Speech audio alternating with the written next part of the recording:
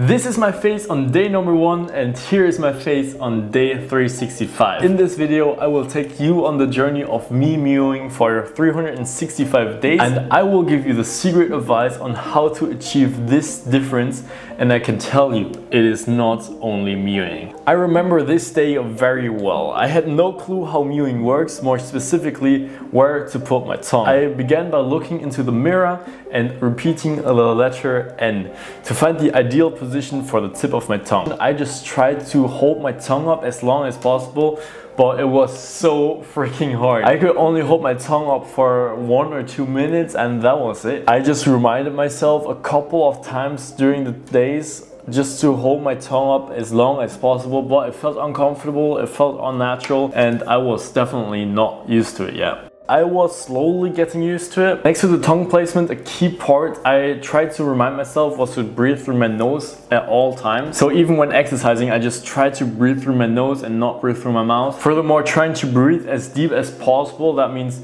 belly breathing and not chest breathing. This is also something Dr. Mew said. So these are the 2 things I tried over and over again to remind myself and throughout the days. One thing I definitely noticed was swallowing got a lot easier. So I used to just suck in everything from my mouth just using my throat muscles, but now I instead just use my tongue. So basically I just roll it back of my tongue. It is odd to explain, but if you have saliva in your mouth, you just basically move your tongue up to the top of your mouth and just let it roll back. So I'm starting to feel like I see some sort of difference, but not really much at all. At the time of recording, I actually weigh 87 kilograms, which is 191 pounds. And this is the part where my mindset changed completely. I used to just want to get big and strong, basically under the motto, eat big, get big. But when I still didn't see any big difference in my facial structures, my mindset completely changed and I didn't want to have a puffy face anymore. So I decided instead of being big and muscular, I'd rather be lean and skinny. I lost weight fast and the days went by and I started losing weight and seeing more results. For me, a lot, and I genuinely mean a lot, of fat was stored in my face and neck. By this time, mewing got much easier as well. I believe that I have achieved what Dr. Mew says is a suction hold. That means you basically don't have to push your tongue against your roof anymore. I'm not using my muscles anymore. It just basically stays there and is a natural position. I still have to remind myself a couple of times every day just to keep my tongue up. It definitely feels much more natural and it's crazy how much easier it is